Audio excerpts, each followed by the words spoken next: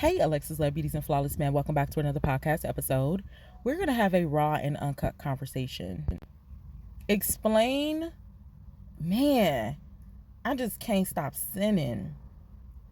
The reason why we cannot stop sinning, or we feel like we're in this battle that we cannot win, or we feel stuck, or we feel burdened, or we feel held down, come on, Jesus, or we feel unworthy, or we feel like it can never change for us, or we feel like it can never be us, or we never feel like it can work for us, or we feel like we will never make it, is because we're not forgiving ourselves. You have to forgive yourself. Forgiveness means to still love yourself, even though you're broken. Apologizing to yourself because you are healing, learning more about yourself because your identity has been stolen. A lot of our innocence has been stolen. A lot of our identity has been stolen. We have been living in strong delusions, and we blame ourselves for it because we do not understand. And all of the things we keep on doing in this life, we do not understand why. The reason why is because we're not forgiving ourselves. You're the only one that has to live in your body. You're the only one that knows and feels the thoughts in your mind. You are responsible for forgiving yourself so you can move forward. How can you blame yourself for something you never knew? Like, you cannot blame yourself for something you never knew. If you were never taught how to be a gentleman, if you were never taught how to be a young lady, if you never seen love, if you never seen financial inheritance, if you never seen wealth, if you never seen peace, if you never seen happiness, if you never experienced the joy living on this earth, how can you beat yourself up about not having access to these things? We beat ourselves up so much to where some of us probably won't even make it to see and experience those things because we're not forgiving ourselves. You have to forgive yourself. Then you have to forgive those around you. And the process of that, you have to repent of your sins. Yes, you may not have known about these things, but the fact that we still did them, you still have to ask for forgiveness of them. Like, I know there's some things that, we didn't do on our own free will, and we've been in generational curses. But because of that, because nobody has taken time to stop the generational curse, because nobody has stopped and questioned the curse, because nobody has stopped and tried to go against the grain, the delusion keeps going and going and going. But we have to stop it. Somebody has to stop it. And you're not stopping it for the whole family. You're stopping it for yourself. Every man is responsible for his own soul. We learned about that in Jeremiah. You can have children. Your responsibility is to train that child up in the way they should go. Legally, we say in this world is 18 is 18. The Lord said he didn't come to the world. He's not trying to come into our lives. He's not trying to, be the God of our life to change the law, but to help us apply the law. So if the world says that 18 is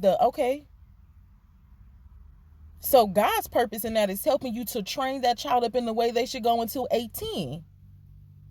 And then you go on about your life. Now you start working on your forgiveness. Now you start repenting and doing all of the things that child has to go on with their life. And because you introduce that child to God, God will always be written in their heart. And when it is time for them to come back to the Lord, they'll come back. You cannot control your children. That's a dangerous game. You cannot hold captive God's people. You cannot hold captive yourself. Some of these problems, come on, Jesus, listen. I just had a conversation with God the other night. I was asking him something about myself that I never asked. And then I asked him to show me that in his word, and he took me to Mark chapter 7. The Lord said it's not the outside that defiles you. It's the inside that defiles you. You are defiling yourself. And then in my situation, he told me my emotions have been defiled. So, in short, what was going on was just looking into something that I had a soul tie, trying to understand the soul tie, trying to figure out why the soul tie was so strong. And why does it seem like it's being detrimental to my health? Is it to my health? Is it me, or is there something further going on? But I never asked, was it me the whole time? I've been doing the work for a year. But I finally asked, I said, you know what? Vindicate me. For I have walked in my integrity, but I've also trusted in the Lord. I believe that comes from Psalm 78. I'll leave that down below in the comment section. Because when you ask God for something, you have to be ready for that. If you're reading from Psalms and you telling God, vindicate me, oh Lord, He's going to show you yourself. You got to swallow the hard truth. So He told me, you is defiling yourself. You can't focus on what this other person is doing behind the scenes. You got to focus on yourself. You got to work out your emotions. Now that I know it's an emotional soul tie. See, we don't even be knowing what ties we have. We got to put the spirit to this. We got to put the name to this. Now that you know it's an emotional soul tie, you're defiling yourself from within. I have to go within and I have to work on my emotions. And that goes way back. So now this is going into extended research. This is going into family history and all of the things. It's not the outside world that's fighting us. It's us fighting ourselves because we're not forgiving ourselves for the mistake. You did what you thought you were doing. You thought you were doing it right. Nobody around you told you was doing it wrong. You thought being a whore was the right thing to do because you was getting money and nobody told you around you was doing it wrong. You thought being a hustler was the right thing to do because nobody told you around you told you was doing it wrong. Nobody never corrected you. How could you know that you're doing the wrong thing? How could you know that you're being led astray? And it's been going on for generations. Nobody correcting nobody. And then on top of that, you got people that's eating off the same demonic plate that you are building. The same demonic table that you're sitting at. You got people eating off the same table. They're not telling you you're wrong. So you have to forgive yourself, for you know not what you do. You forgive your enemies, for they know not what they do. We do not understand. A lot of people is living life, but they don't understand. You have to forgive. That's a commandment. You have to repent. That's a commandment.